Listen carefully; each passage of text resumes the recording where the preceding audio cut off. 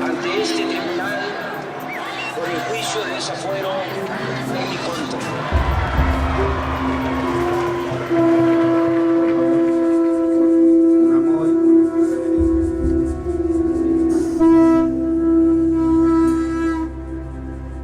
No quiero que regrese el conservadurismo, no quiero que regresen los privilegios, no quiero que regrese la corrupción, no quiero que se humille al pueblo, no quiero que se abandone al pueblo, que se margine al pueblo. Reafirmo el compromiso de no mentir, no robar y no traicionar al pueblo de México.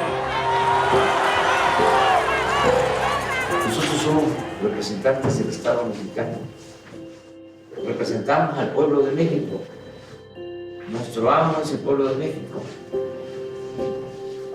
Este no es un gobierno faccioso, está al servicio de un sector. Nosotros tenemos que representar al pueblo. El mejor presidente de México nunca perdió la fe en la causa que defendía. Nunca se rindió. Si acaso su error fue no retirarse a tiempo. En el 2022, ahí se le va a preguntar a la gente, ¿quieres que continúe el presidente o que renuncie? Y si la gente dice que renuncie, adiós, a Palenque, Chiapas. Si dice la gente que continúe, a terminar hasta el 24, pero no más.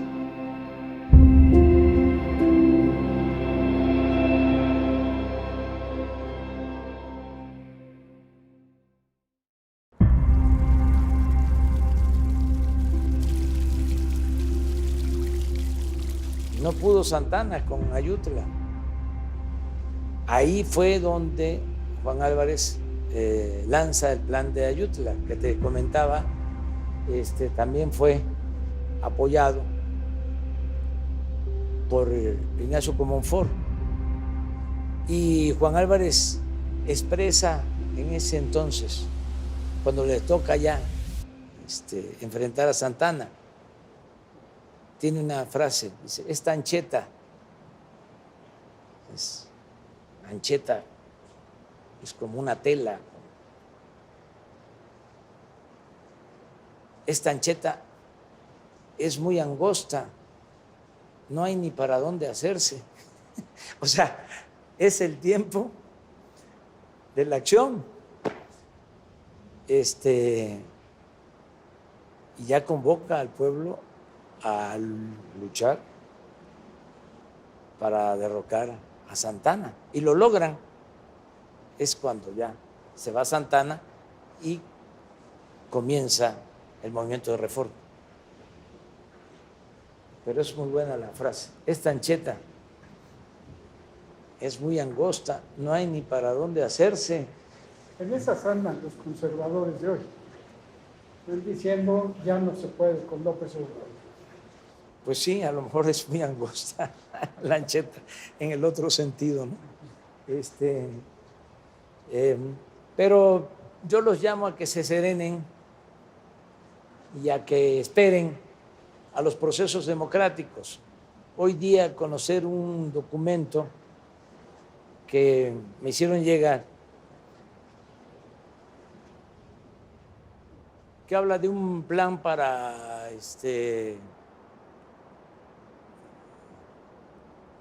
atacarnos. Primero, ganarnos la elección de la Cámara de Diputados. eso les importa mucho, porque quieren modificar las leyes que se han aprobado en este tiempo. Imagínate que el PAN votó en contra de que se entregaran las pensiones a los adultos mayores. Votaron en la Cámara de Diputados en contra de que se entregaran pensiones a niñas, a niños con discapacidad. Votaron en contra de que se otorgaran becas a estudiantes de familias pobres. Votaron en contra de que se garantizara el derecho a la salud al pueblo, atención médica, medicamentos gratuitos. Se reformó el artículo 4 constitucional, pero ellos votaron en contra. Entonces están molestos y quisieran tener mayoría el año próximo para revertir esas reformas. ¿Qué otra cosa les molesta? Bueno, cuando Salinas se modificó el Código Penal para que la corrupción no se considerara, no se tipificara como delito grave. Increíble. Entonces, ahora está en la Constitución que la corrupción es delito grave y no hay derecho a fianza. Entonces eso les molesta mucho.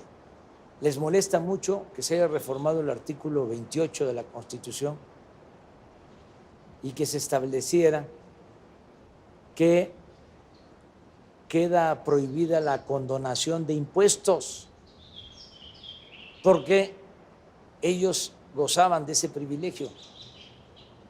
Los que se sentían dueños de México no pagaban impuestos.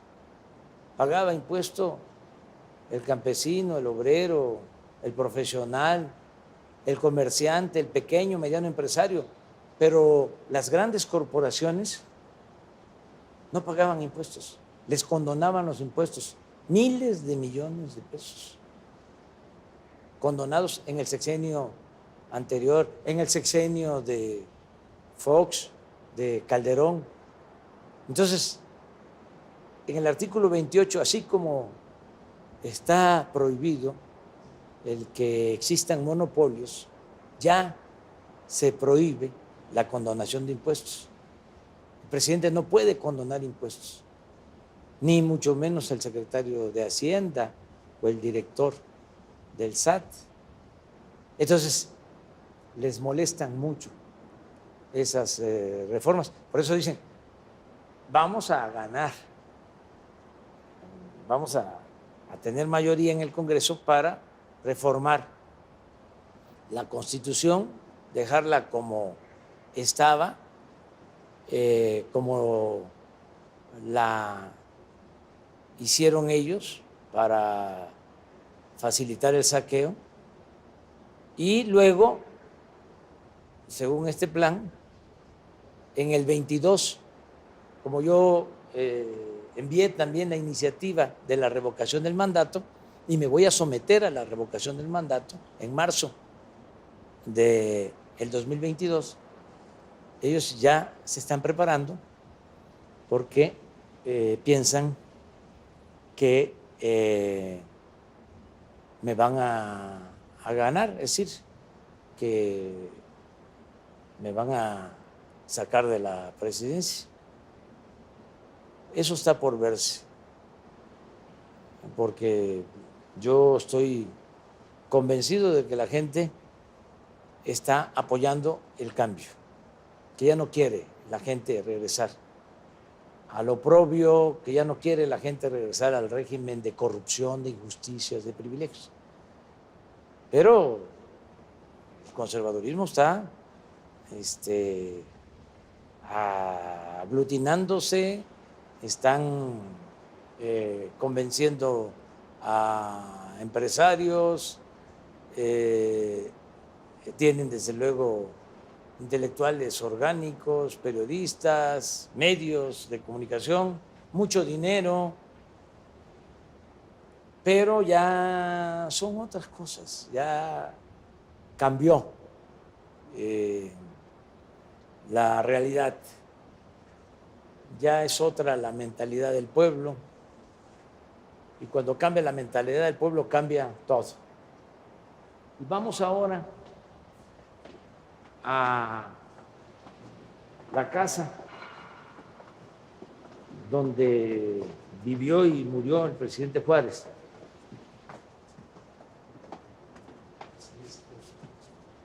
Que era la intendencia del imperio de Maximiliano.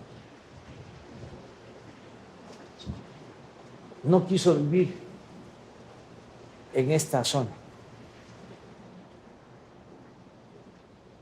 Y decidió vivir acá con su familia.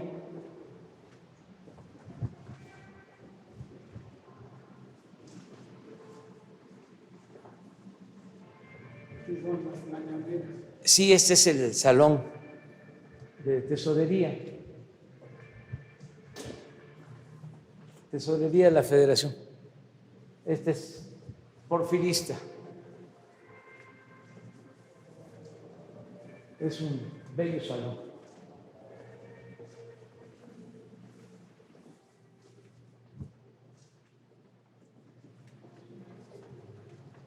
Estos son los patios marianos.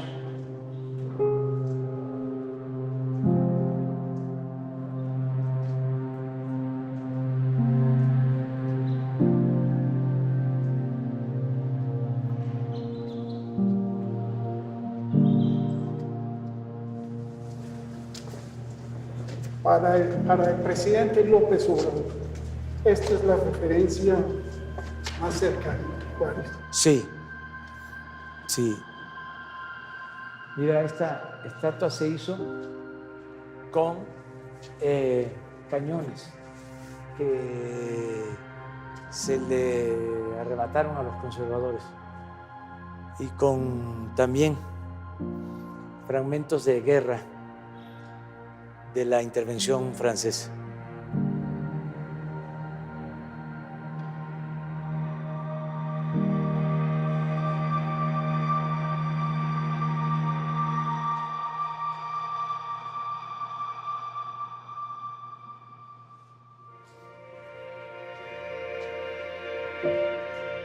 El mejor presidente de México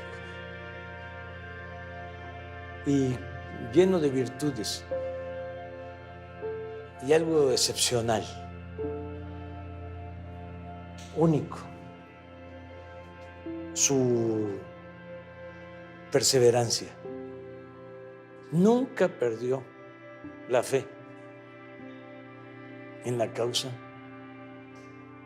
que defendía. Nunca se rindió. Maximiliano, cuando venía hacia México, le empezó a escribir y le ofrecía acuerdos. Y muchos de los que rodeaban a Juárez, hombres íntegros, se cansaron y flaquearon y lo convocaban a que se negociara porque se pensaba que la causa estaba perdida y él prefirió irse al norte. Allá estuvo en Chihuahua 2 años, en lo que ahora es Ciudad Juárez, que antes se llamaba Paso del Norte. Estuvo 1 año allá en la frontera con Estados Unidos, hasta que las cosas cambiaron, soplaron nuevos vientos y se expulsó a los extranjeros y se recuperó la República por Juárez. Un terco. Sí, perseverante, como se dice ahora.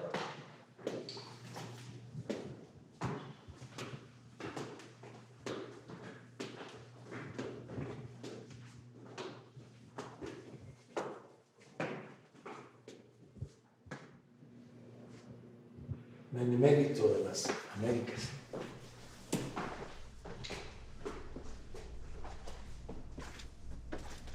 Gonzalo.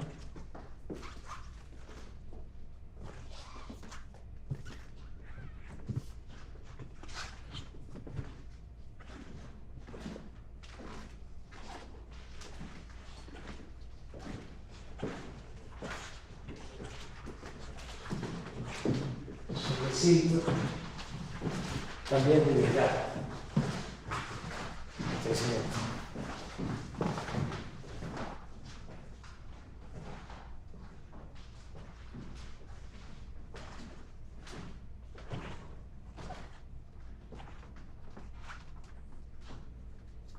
Se han conservado los objetos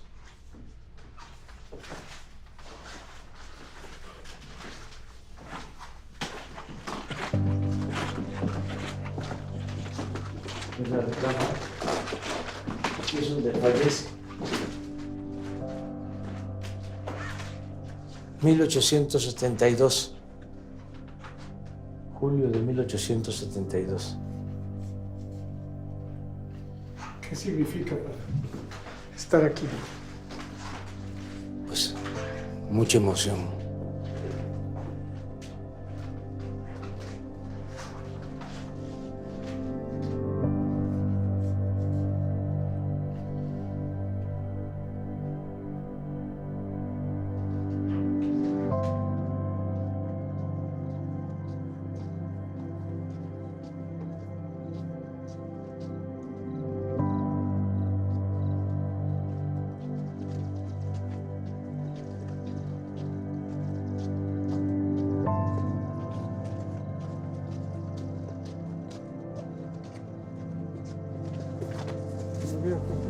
Buenos días, ¿cómo está? Pimenio, buenos días.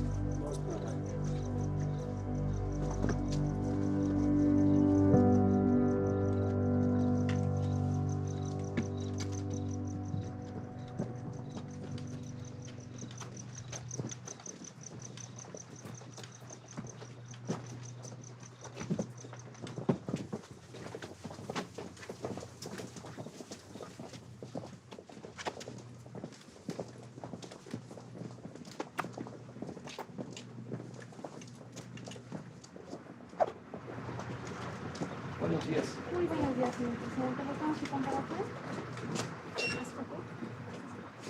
Está usted muy bien.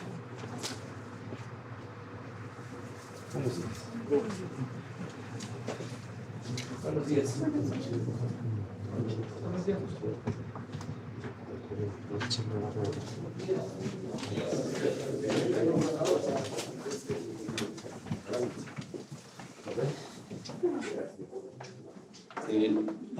Bueno, tenemos otra gráfica que ahorita la vamos a incluir donde está el número total de delitos por la entidad.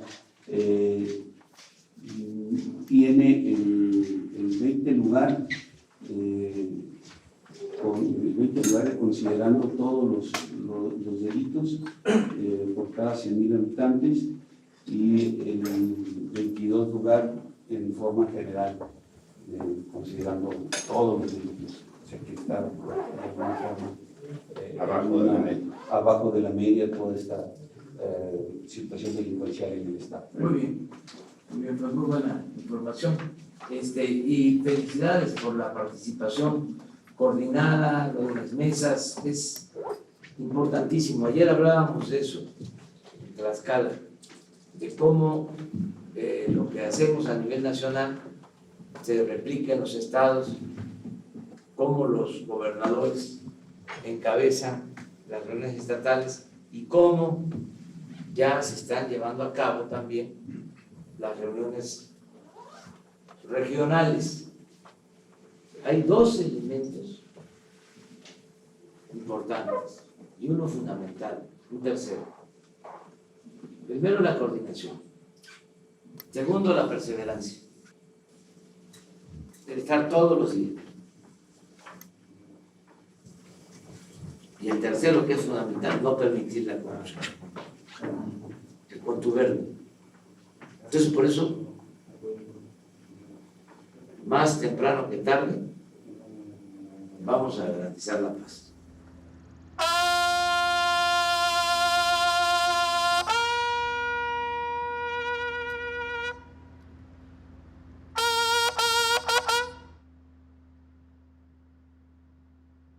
y como reconocimiento al empeño demostrado por todo el personal del sector salud y particularmente por los integrantes de esta institución armada, nuestro comandante supremo dispuso que con base en la Ley de Ascensos y Recompensas del Ejército y Fuerza Aérea se otorguen ascensos y condecoraciones a quienes en la atención de la emergencia sanitaria han cumplido hasta esta fecha con esmero las funciones asignadas en los diferentes mandos territoriales, como sigue.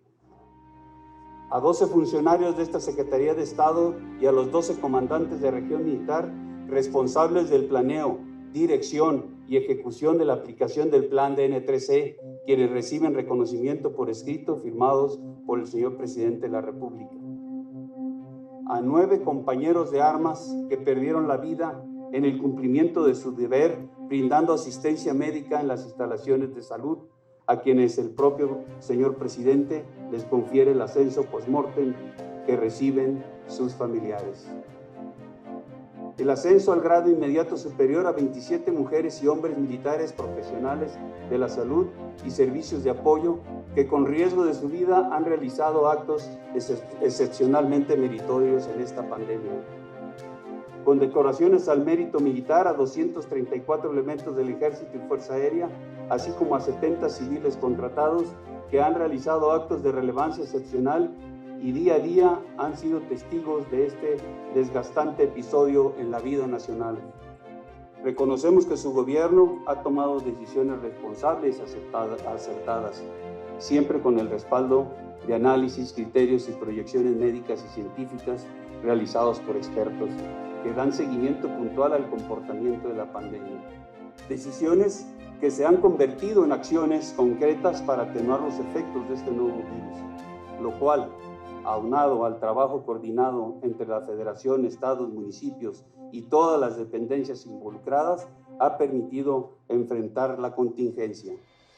Por ello, cada vez que un mexicano esté en peligro, cada vez que exista una emergencia nacional y cada vez que la patria lo requiera, siempre habrá un soldado de tierra y aire en todo tiempo y en todo lugar, presto a tender la mano a todo mexicano, porque el pueblo es nuestro origen, su bienestar, nuestra misión y su esencia, nuestra identidad como soldados. Muchas gracias.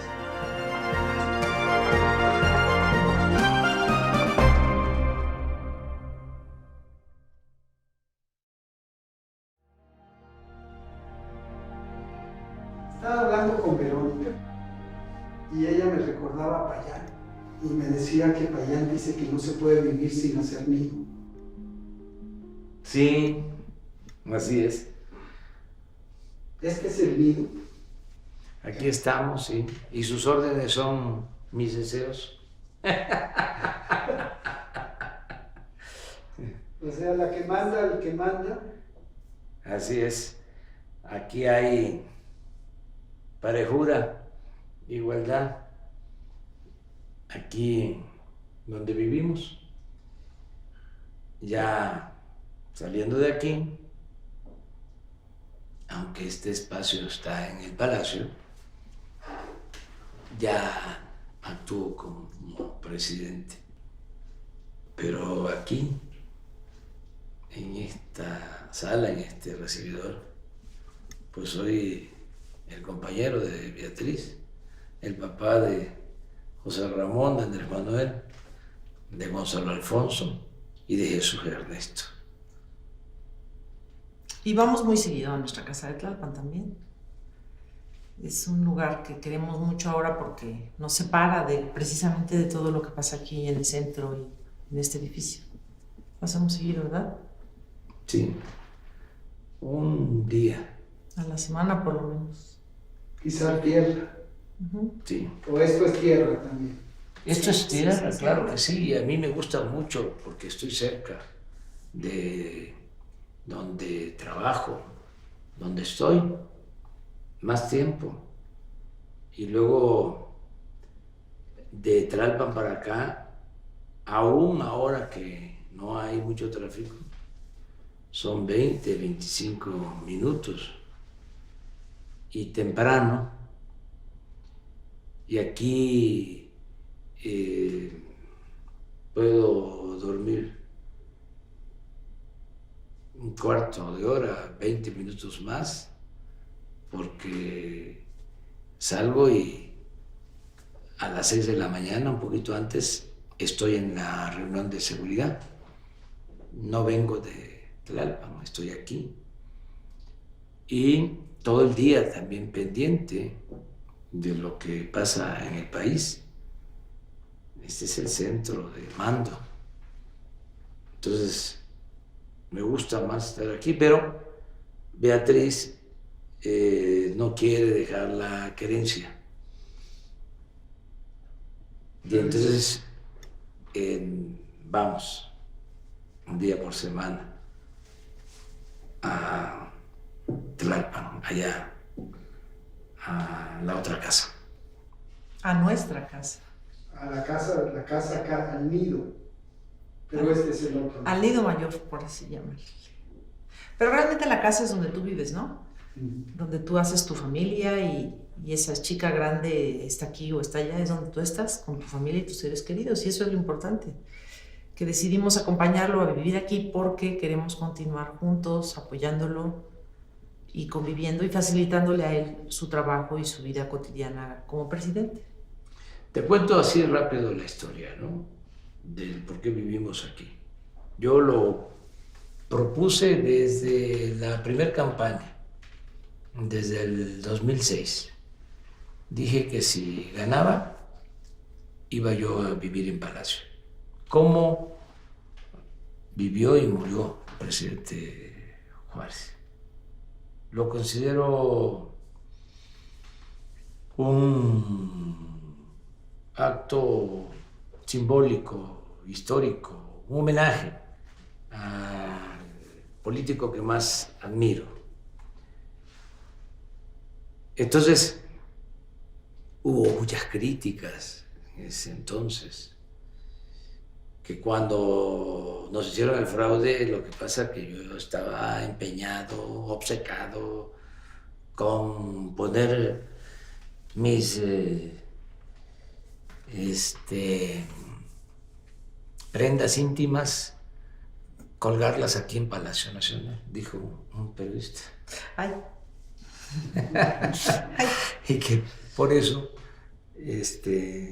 no aceptaba yo, ¿no?, el resultado.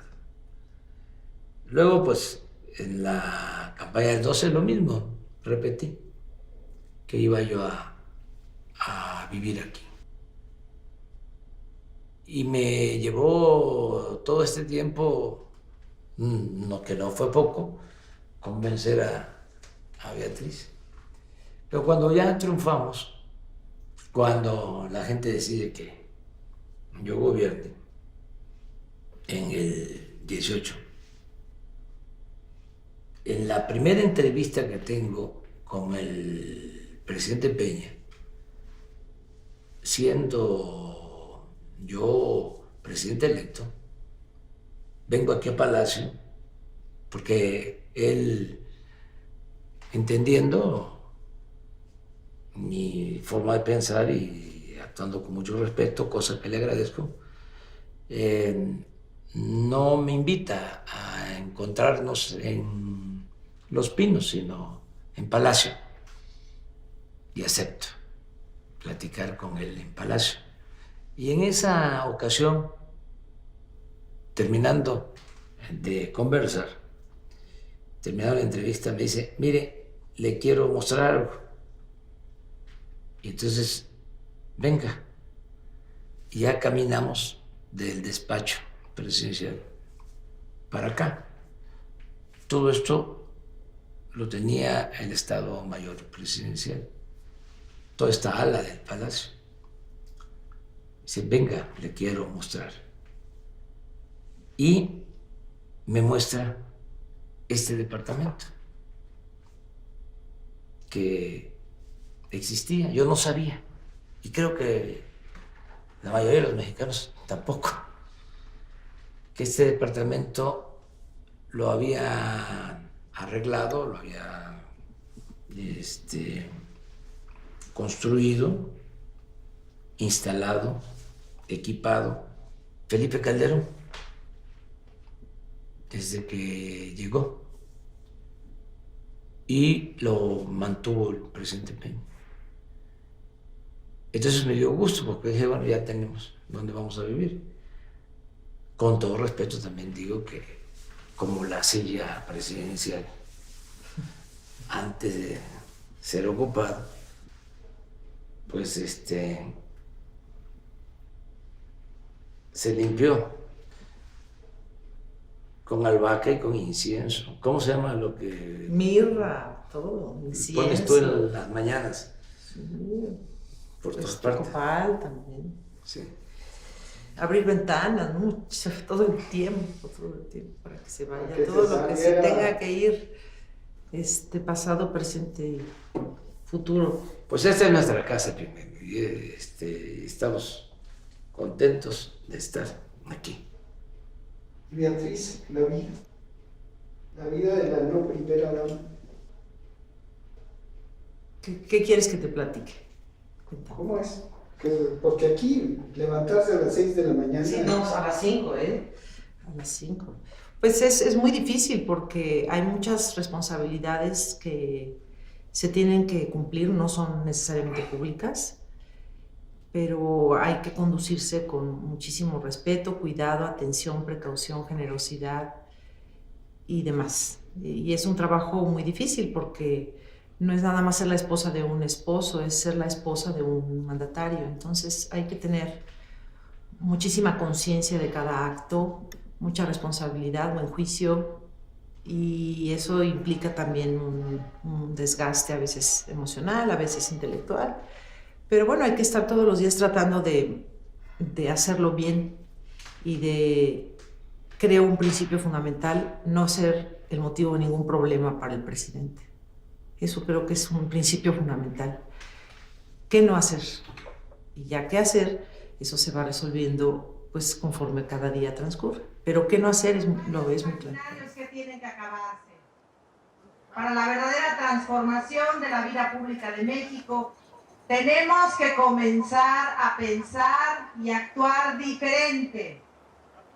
Por ello, hoy he venido a proponerles que pongamos fin a la idea de la primera dama.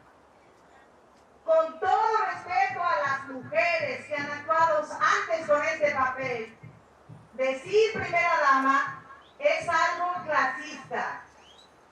Todas somos mujeres, todas hacemos algo importante.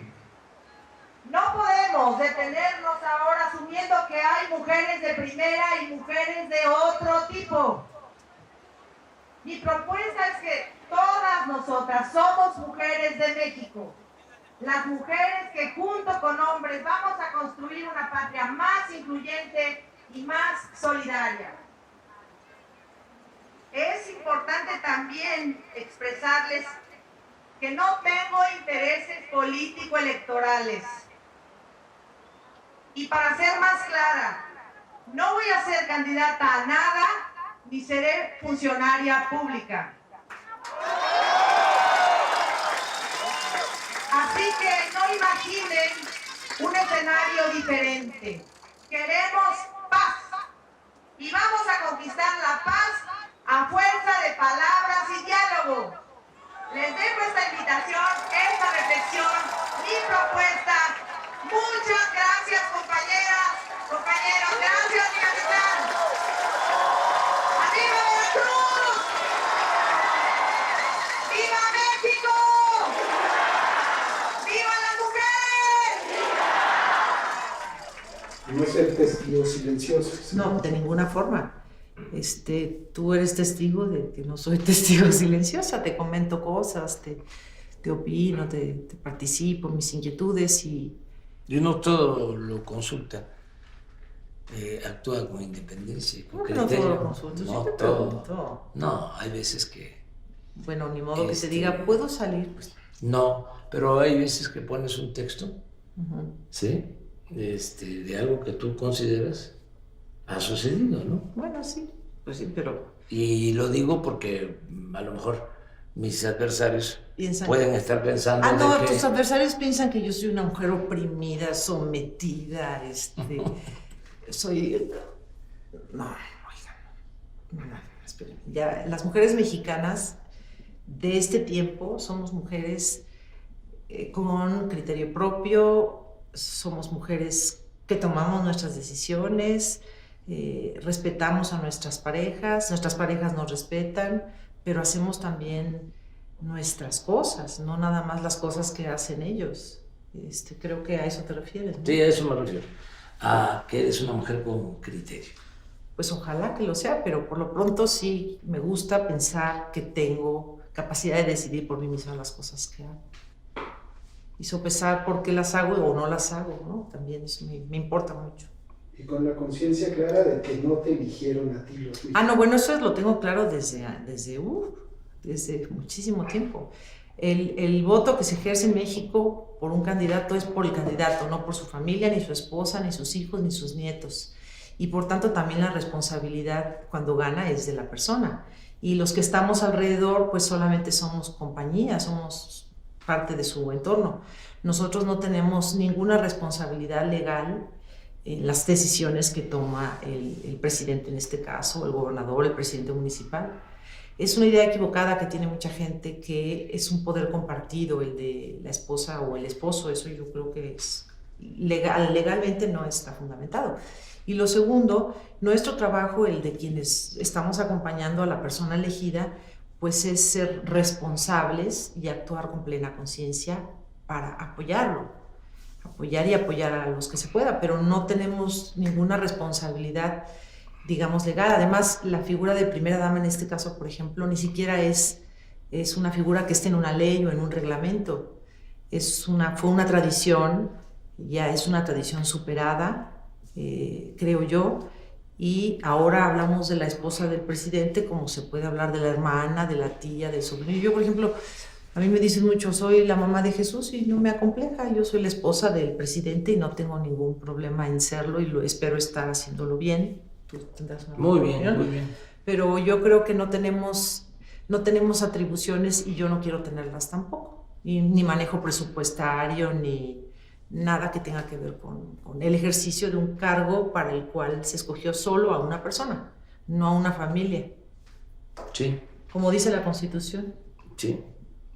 Beatriz tiene los pies en la tierra, no levita. Ha resistido la tentación del poder. Dicen que el poder, cuando no hay ideales, atonta a los inteligentes y a los tontos los vuelve locos. Beatriz está muy consciente de que estamos aquí con una misión, con un objetivo, con un propósito: transformar a México. Y no podemos de ninguna manera continuar con vicios, con malas costumbres, con todo eso que caracterizó un periodo largo en la historia de México. Entonces sí ha sabido Beatriz autolimitarse y además no ha querido dejar sus actividades de siempre. No estás para saberlo ni yo para contarlo, pero ayer estaba en la computadora en una teleconferencia con otros maestros revisando tesis de alumnos de posgrado de la Universidad de Puebla, donde trabaja. Y eso lo hace permanentemente, y lo que yo considero su pasión, no me refiero a Jesús, Ernesto. Bueno, es que tengo muchos trabajos que hacer. Tu pasión. ¿Mi pasión personal, pues, te sí, refieres? Sí. Sobre tu novela. Vamos a hablar de la novela de la Siberia mexicana. Lo que estás escribiendo acerca de cómo fue el porfiriato en Quintana Roo. Bueno, pues yo tengo, además de ser esposa del que tienen aquí enfrente y de mamá de un hijo y hermana de mis hermanos y sobrina de mis tías y de mis tíos, tengo un trabajo personal. Yo trabajo en una universidad pública y doy clases en posgrado. Y además realizo investigación científica en temas literarios. Pero tengo otra pista puesta en la literatura como artista, como creadora. Y he escrito ya algunos cuentos, poesía, varios géneros, y recientemente publiqué más poesía. Y desde enero comencé a escribir una novela que terminé hace un mes aproximadamente, una novela histórica que espero este año pueda salir, referente a el estado de Quintana Roo, que en aquel tiempo, a principios del siglo XX, no era considerado un estado, sino un territorio federal. Se convirtió en estado, si mal no estoy, hasta los 70, ¿no? Se convirtió en el estado de Quintana Roo. Sí. En aquel tiempo pertenecía a Yucatán y por un decreto presidencial se separa de Yucatán y se convierte en territorio federal. Y se fundó una capital de base. Entonces yo le seguí la pista a una persona que sí existió, un dramaturgo, y en efecto este personaje pasa un tiempo en ese territorio perteneciendo al ejército. Y una de las cosas que más pues tuve que investigar es qué existía en el entorno histórico en aquel tiempo, ¿no? El papel que jugaba, por ejemplo, el jefe político siendo a la vez el jefe militar de un estado. Eso era muy común, ser tanto el comandante militar como el gobernante, ¿no? La simbiosis de los poderes que ya no existe más en México, afortunadamente. El poder es civil, ya no es militar, y está separado. Entonces eso ya de entrada me interesó mucho, leí muchísimo sobre las ordenanzas militares, sobre, desde luego, hidrografía, orografía. Descubrí, yo no sabía que Yucatán y la península tienen una superficie calcárea y por eso es tan difícil la agricultura de ciertos productos, ¿no? En fin, así me fue llevando mi personaje, o yo me dejé llevar por él, hasta encontrar cómo aquel territorio se convirtió en una cárcel clandestina del gobierno del Porfiriato, básicamente de 1903-4 hasta 1915, cuando desaparece a través de la liberación de los presos que la lleva a cabo Salvador Alvarado. Entonces, la novela transcurre en ese tiempo y el personaje es un soldado que le toca atestiguar todos los trabajos forzados que realizan los presos para la construcción de las vías férreas, para la construcción de muelles, de puertos. Y curiosamente, me toca a mí encontrarme con todas las pandemias que se verificaron en la península y en todo el país en aquel tiempo, ¿no?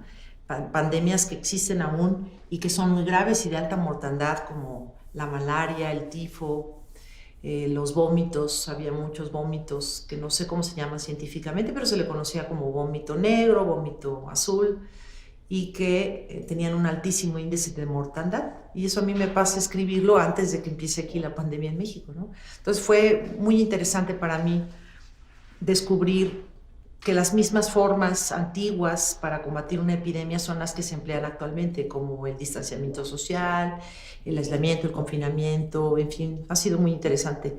Y la novela histórica, pues no les voy a contar cómo termina, pero es un poco obvio que se entiende que vendrá la Revolución Mexicana, que comienza en el 10, y los que pertenecen a esa administración militar política deben de tomar una decisión sobre la revolución que viene. Sí, y allá estuvieron los presos. Ahí estuvieron todos los huelguistas de Río Blanco, los líderes principales, y eso se cuenta ahí. Cómo llegaron en un vapor, los trasladaron en tren militar a la capital de Quintana Roo y los incorporan al ejército con otros nombres para hacer trabajo forzado. Esa es la razón por la cual Quintana Roo se conoció como la Siberia de México, y es uno de las grandes vergüenzas que existen en la historia nacional, de territorios donde la esclavitud era descarada, habiendo sido abolida desde la primera Constitución mexicana, y en la práctica pues no había tal posibilidad. Eran esclavos todos, tanto el soldado como el reo civil que llevaban allí para una condena, ¿no? Decían los de San Juan de Ulúa que llegaban, no, regrésenme a San Juan de Ulúa porque esto está aquí, se mueren más pronto. Eso hicieron mucho también, llevarse a presos de San Juan de Ulúa y moría. Había muchísima mortandad ahí, 100% de mortandad. Si no era por las epidemias, era por los trabajos forzados. Fíjese la paradoja, ¿no? Ahora es la zona turística más importante de México y además con unas bellezas naturales, el mar del Caribe, todo lo que es Cozumel. Sí, pues todo. Un paraíso, ¿no? Tulum. Un paraíso que en ese Cancún. tiempo era una cárcel. Sí. Un paraíso convertido en cárcel. Sí. Nos une a los dos una pasión, la historia de México. Varias pasiones. Muchas pasiones, pero ¿qué pasiones? Esa, por ejemplo, ¿verdad? Esa, por Me ejemplo, gusta mucho. imagínate que me platica Beatriz, que está trabajando esa novela, que la isla de Cozumel, toda la isla, se le entregó Porfirio Díaz al hermano de Justo Sierra para la explotación de madera. Entonces, aprendo de ella, yo también Me aporta mucho, ¿eh? le aporto cosas y nos identificamos en eso y en otras cuestiones. Somos compañeros. Somos compañeros. Hasta el final hay que aguantar. Hay que aguantar. Tiene lo duro y lo tupido. No, ya todos los días aquí es duro y tupido, y si no, duro o tupido. Así es. Pero pues hay que seguir, hay que continuar a hacer lo que corresponde, con responsabilidad, con seriedad, con alegría también, y cumplir. Con Yo calma. quiero ayudarlo a que él Con sea un calma. buen presidente de México. Eso quiero. Me gustaría muchísimo que al final, cuando él termine, yo pueda decir, lo logré. Apoyé y ayudé a que fuera un buen presidente. Eso quiero.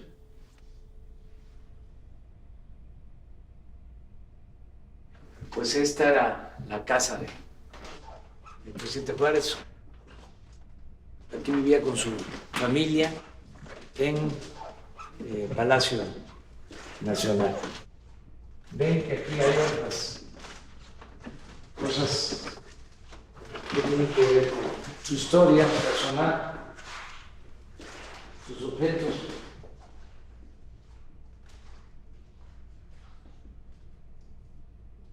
Era un patriota, como te decía, un hombre perseverante y también un gran estratega político. Imaginemos lo que significó llevar a cabo la reforma. Enfrentar el poder del clero, que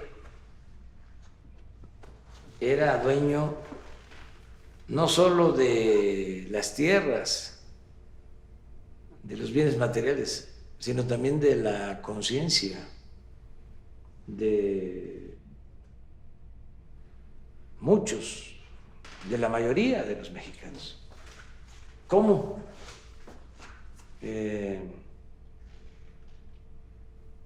se puede vencer a una institución tan poderosa? ¿Cómo lo hizo? Bueno, primero con ideales, con principios y haciendo conciencia de que se necesitaba la reforma,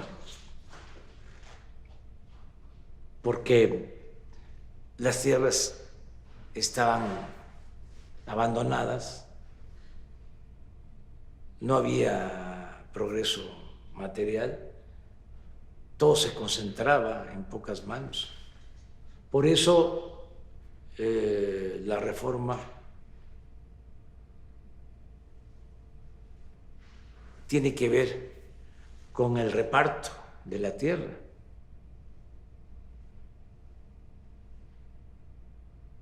La distribución de la tierra que estaba en lo que se llamaba manos muertas. Y con eso se gana el respaldo de los propietarios de las tierras, o que le rentaban las tierras a la iglesia, al clero, o que ya eran hacendados y que al momento de que se ponen las tierras de la iglesia, del clero, en el mercado,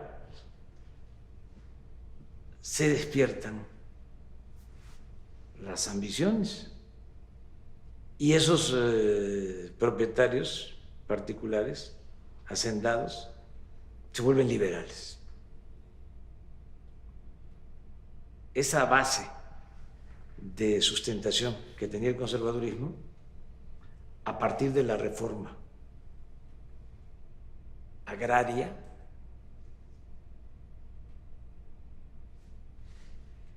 lo que tuvo que ver con el reparto de las tierras del clero, despierta el apetito, la ambición, y muchos se vuelven liberales. ¿Quién protege a Juárez en Chihuahua? Terrazas, entre otros. Fue juarista. Jesús Carranza, el papá de Venustiano Carranza, fue juarista y eran hacendados, liberales. Entonces, sí era un estratega político.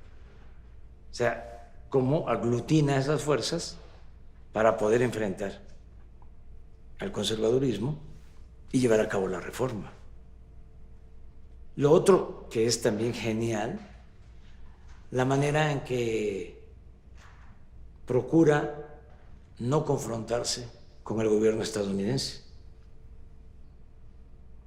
y busca inclusive la alianza para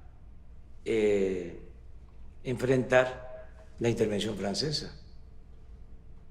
Primero se llevó bien y admiraba a Lincoln, y luego busca el acuerdo con el gobierno estadounidense.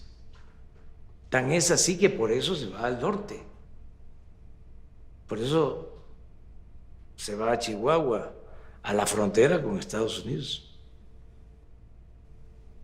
Una de las cosas que se le critican es que en la búsqueda de acuerdos para enfrentar la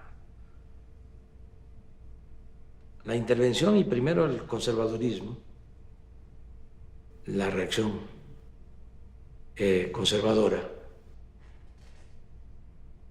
llega hasta aceptar comprometer el istmo de Tehuantepec, dejarlo como un territorio libre. Se firmó incluso un acuerdo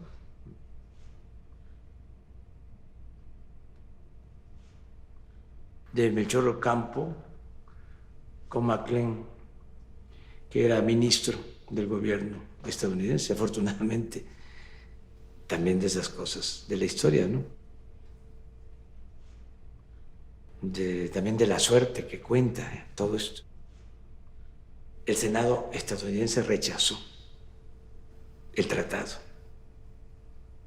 y eso nos salvó. Pero bueno, hay que ver en qué circunstancias se presentaron estos hechos, ¿no? Cuando había que triunfar y establecer la reforma y defender a la patria de la invasión francesa. Entonces, un estratega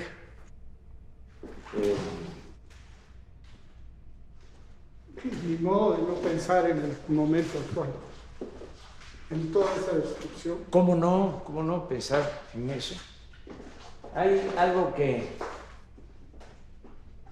yo tengo muy en cuenta. Quizá, fíjate, su error, como todo ser humano, y aclaro, es el patricio. Como Juárez no hay dos. Fue tan importante Juárez que el papá de Mussolini le puso Benito a Mussolini por Juárez. Grande, grande, grande, grande. El mejor presidente de México. Si acaso, un cuestionamiento también acotado, entendiendo las circunstancias, es que tenía demasiado apego al poder. Y eso no es bueno.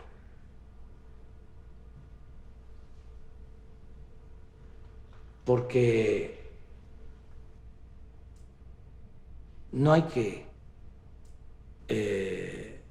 sentirse insustituible. Fíjate, guardadas todas las proporciones.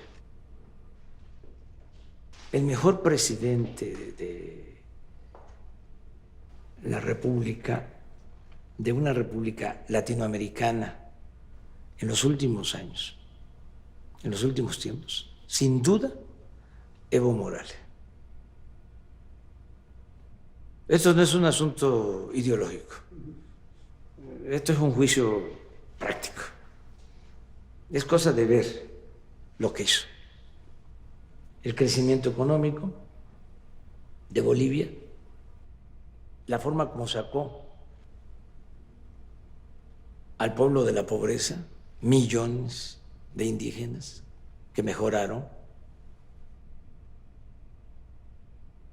hizo valer la independencia, hizo valer la dignidad de su pueblo, pero lo mismo, ¿no? Si acaso su error fue no retirarse a tiempo. Son enseñanzas.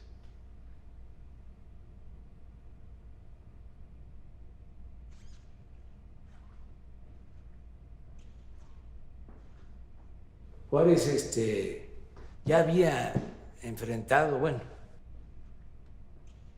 muchas confrontaciones, hasta con sus mismos compañeros del Partido Liberal. Bueno, primero enfrentó al ambicioso de Porfirio Díaz, que se le rebeló con el plan de la Noria.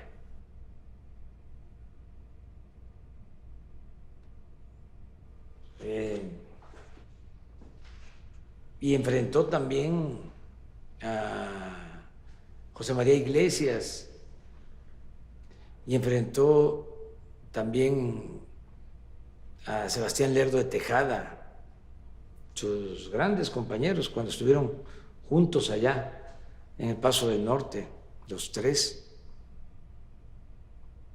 porque venían las elecciones y participaba Porfirio y participaba Juárez y participaba Lerdo. Cuando muere en el 72, lo sustituye Lerdo, que igual hace un buen gobierno, pero luego tiene que enfrentar a Porfirio en elección, y la rebelión de Porfirio Díaz con el plan de Tuxtepec, con la bandera de la no reelección. Bueno, no, reelección. Porfirio. Y se quedó 34 años en la presidencia. Ese es un tema que todo político, transformador desde luego, no político acomodaticio, sin principios, sin ideales, pero un político serio, responsable, tiene que pensar que no es eterno.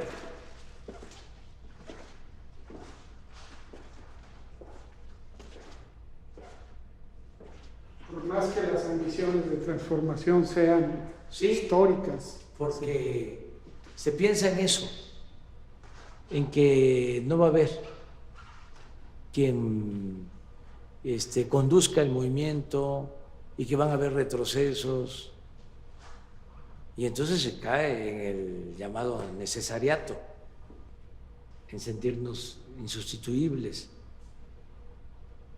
Yo estoy, si el pueblo me apoya, hasta el 2024. Y digo si el pueblo me apoya porque viene, como ya hablamos, la revocación del mandato en el 2022. Ahí se le va a preguntar a la gente, ¿quieres que continúe el presidente o que renuncie? Y si la gente dice que renuncie, adiós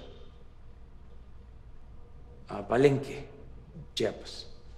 Donde empezó todo esto. Si dice la gente que continúe, a terminar hasta el 24, pero no más, no reelección.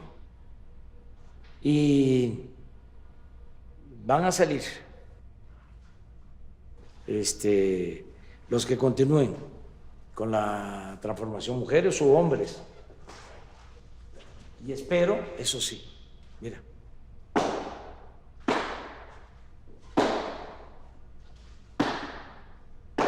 toco madera, no quiero que regrese el conservadurismo, no quiero que regresen los privilegios, no quiero que regrese la corrupción, no quiero que se humille al pueblo, no quiero que se abandone al pueblo, que se margine al pueblo, que no sea el pueblo de México el protagonista principal de la historia.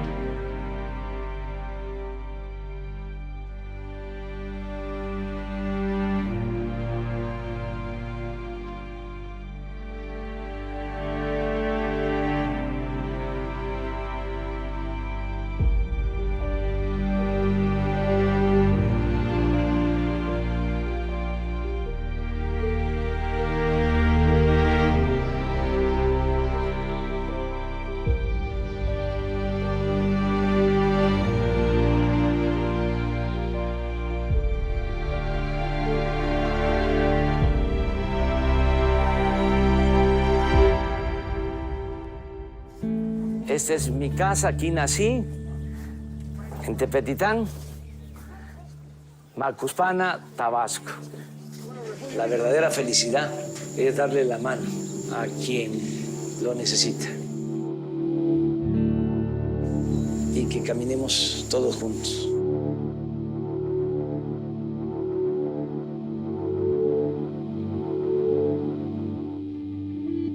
A Palacio o a Palenque, Chiapas.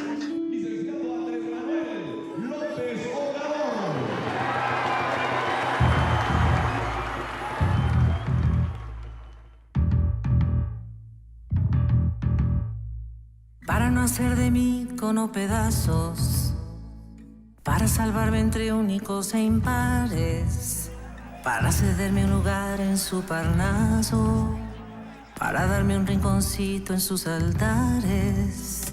Me vienen a convidar a arrepentirme, me vienen a convidar a que no pierda, Por el juicio de desafuero. me vienen a convidar a indefinirme, me vienen a convidar a tanta mierda.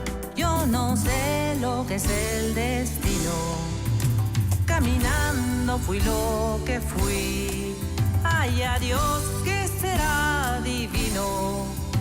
Yo me muero como viví. Yo me muero como viví. Yo me muero como viví. En estos últimos días he recibido muchas muestras de apoyo, de solidaridad de ustedes. Les quiero desaforadamente. Muchísimas gracias, amigas y amigos. Yo quiero seguir jugando a lo perdido. Yo quiero ser a la zurda más que diestro. Yo quiero hacer un congreso del unido. Yo quiero rezar a fondo un hijo nuestro. Dirán que pasó de moda la locura. Dirán que la gente es mala y no merece. Mas yo partiré soñando travesuras. ¿Acaso multiplicar panes y peces? Yo no sé lo que es el destino. Caminando fui lo que fui. Ay, adiós, que será divino. Yo me muero como viví. Yo me muero como viví. Yo me muero como viví. Yo me muero como viví. En las circunstancias actuales, lo más importante es luchar por la transformación del país. Dicen que me arrastrarán por sobre rocas cuando la revolución se venga abajo, que machacarán mis manos y mi boca, que me arrancarán los ojos y el badajo. ¿Será que la necedad parió conmigo? La necedad de lo que hoy resulta necio, la necedad de asumir al enemigo, la necedad de vivir sin tener precio. Yo no sé lo que es el destino. Caminando fui lo que fui. Ay, adiós, que será divino. Yo me muero como viví. Yo me muero como viví. Yo me muero como viví. La verdadera felicidad es darle la mano.